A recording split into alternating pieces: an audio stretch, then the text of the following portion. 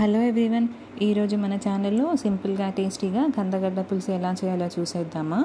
దానికి ముందుగా కందగడ్డల్ని ఇలా ముక్కలుగా కట్ చేసుకొని 70% వరకు ఉడకనివ్వాలండి.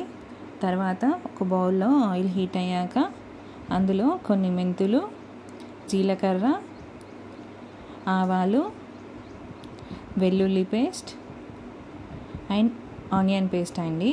ఒక ఆనియన్ని గ్రైండ్ చేసుకొని వేసుకున్నానండి మిక్సీలో, గ్రేవీ బాగా రావడం కోసం. తర్వాత వీటిని ఒకసారి మిక్స్ చేసుకొని అందులోనే 2 రెమ్మల కరివేపాకు వేసుకోవాలండి. తర్వాత ఒకసారి మళ్ళీ వీటిని మిక్స్ చేసుకొని అందులో 1 టేబుల్ స్పూన్ అల్లం వేసుకోవాలండి.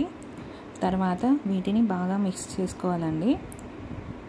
ఈ మెజర్మెంట్స్ అన్నీ నేను 1/2 kg కందగడ్డకు చెప్తున్నానండి.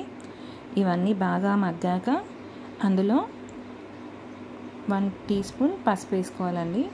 తర్వాత వీటిని మళ్ళీ బాగా మిక్స్ చేసుకొని అందులోనే మనం ముందుగా ఉడకబెట్టుకున్న కందగడ్డల్ని వేసుకోవాలి. పోపంతా కందగడ్డలకి బాగా పట్టేలా మంచిగా మిక్స్ చేసుకోవాలండి. మిక్స్ చేసుకున్నాక ఒక 5 minutes ఉడకనివ్వాలి. తర్వాత అందులో 2 టేబుల్ స్పూన్ కారం, 1 టేబుల్ స్పూన్ సాల్ట్ వేసుకొని మంచిగా మిక్స్ చేసుకోవాలండి కందగడ్డలన్నిటినీ. ఇవన్నీ బాగా కలిపాక మనకు గ్రేవీకి సరిపడా వాటర్ యాడ్ చేసుకోవాలండి. నేనైతే 1.5 గ్లాస్ వాటర్ యాడ్ చేశానండి.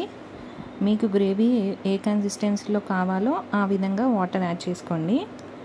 ఆ తర్వాత ఒక 5 minutes ఉడకనివ్వాలండి ఈ కందగడ్డలన్నిటినీ.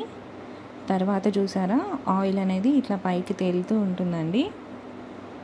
అప్పుడు అందులో 1 teaspoon garam masala and ధనియాల పొడి వేసి బాగా మిక్స్ చేసుకోవాలండి. మిక్స్ చేసుకొని ఒక 5 minutes ఉడకనివ్వాలండి.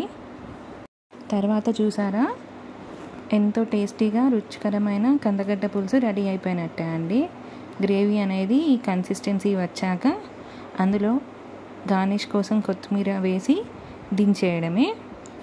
మరి ఇంకెందుకు ఆలస్యం, మీరు కూడా కర్రీ ట్రై చేసి ఎలా ఉందో కామెంట్ బాక్స్లో మెన్షన్ చేయండి. అండ్ అలాగే మా ఛానల్ని లైక్, షేర్ అండ్ సబ్స్క్రైబ్ చేయండి. Thank you for watching our video.